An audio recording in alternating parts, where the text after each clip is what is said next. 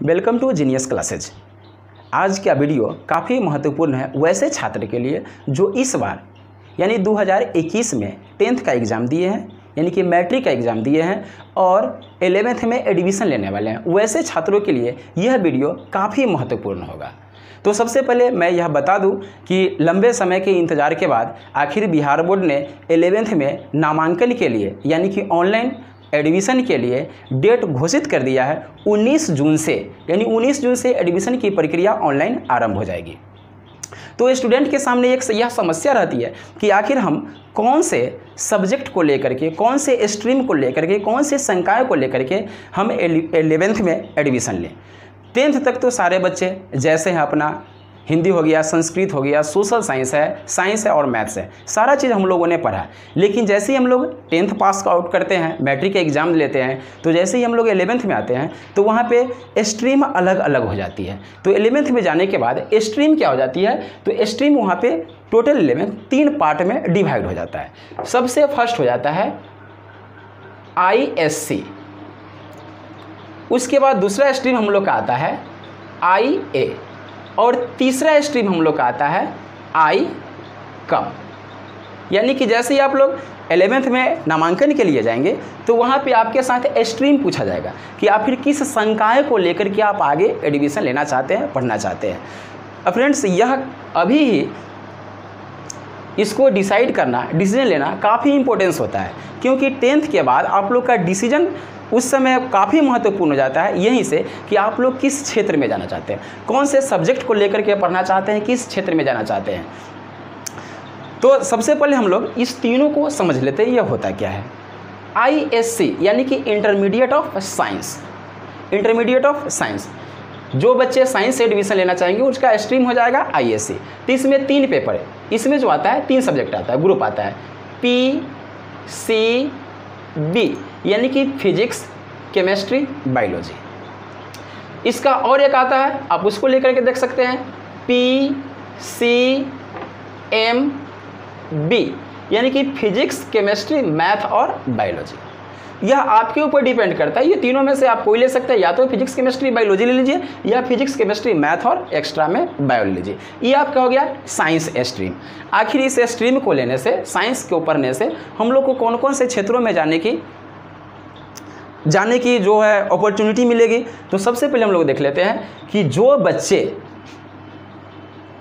PCB group लेते हैं, अभी मैं सिर्फ ISC के बारे में बता रहा हूँ, जो बच्चे PCB लेते हैं यानी फिजिक्स, केमिस्ट्री, बायोलॉजी, वैसे स्टूडेंट केवल और केवल आप 12th के बाद मेडिकल लाइन में जा सकते हैं।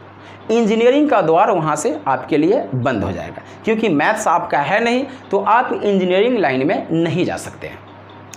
तो फिर ज़रूरत कहाँ पड़ेगी, यह स्ट्रीम लो करके हम लोग पढ़े, यह कोड के साथ पढ़ेंगे PCB यानी फिजिक्स, केमिस्ट्री, बायोलॉजी। तो आपका मेडिकल का द्वार खुला हुआ है। मेडिकल में आप बहुत सारे उसमें ब्रांचेज होते हैं, पैरामेडिकल हो गया, नर्सिंग हो गया, MBBS हो गया, BDS हो गया, BAMS हो गया, BHMS हो गया, बहुत सारे उसमें अपॉर्चुनिटी है। तो आप इसको पेपर को लेकर के, PCB को लेकर के आप उसमें जा सकते हैं।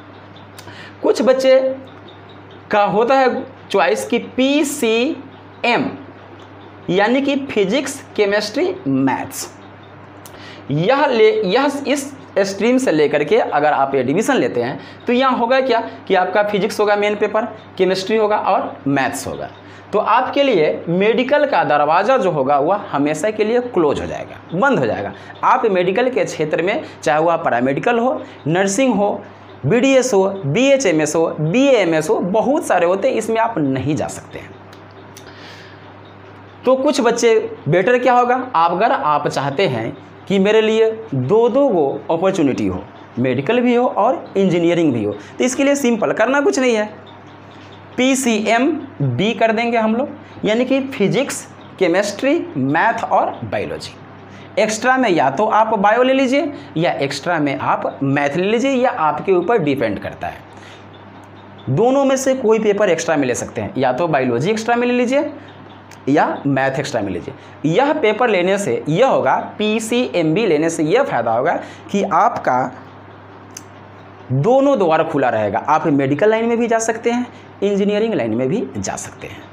तो यह स्ट्रीम समझ में आ गई होगी कि आईएससी का मतलब क्या होता है, इंटरमीडिएट ऑफ साइंस। इसमें दो ग्रुप क्या आएंगे, फिजिक्स केमिस्ट्री बायोलॉजी या फिजिक्स केमिस्ट्री मैथ, या आप ले सकते हैं फिजिक्स केमिस्ट्री बायोलॉजी और मैथ। तीन चॉइस है, आप तीनों में से कोई लीजिए। मेरे अनुसार तो सबसे बेटर होगा आपका ये।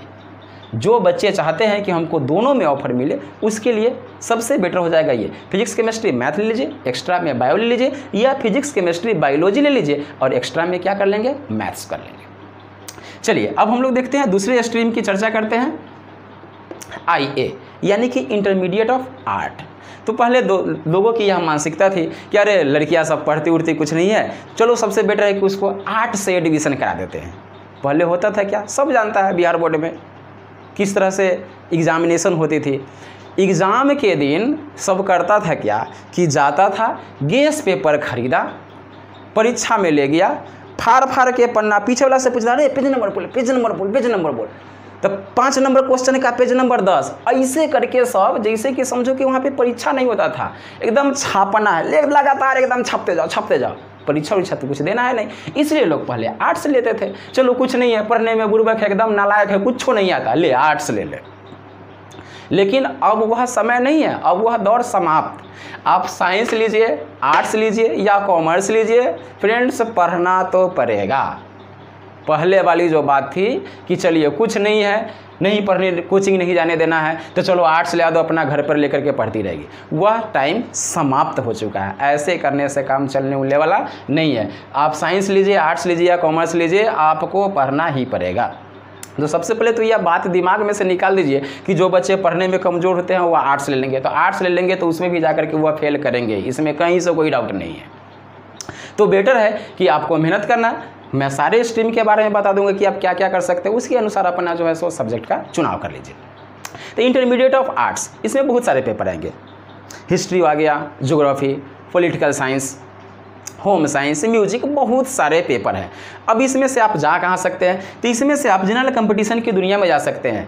जैसे ही आप इंटरमीडिएट ऑफ आर्ट यानी कि IA आर्ट से एडमिशन अगर लेते हैं, तो आपका जो ऊपर वाला जो लाइन देखें, मेडिकल और इंजीनियरिंग, यह दोनों का द्वार आपके लिए बंद हो जाएगा। आप चाह करके भी यह दोनों के बारे में नहीं सोच सकते हैं, मेडिकल के बारे में भी नहीं सोच सकते हैं और इंजीनियरिंग के भी बारे में नहीं सोच सकते हैं।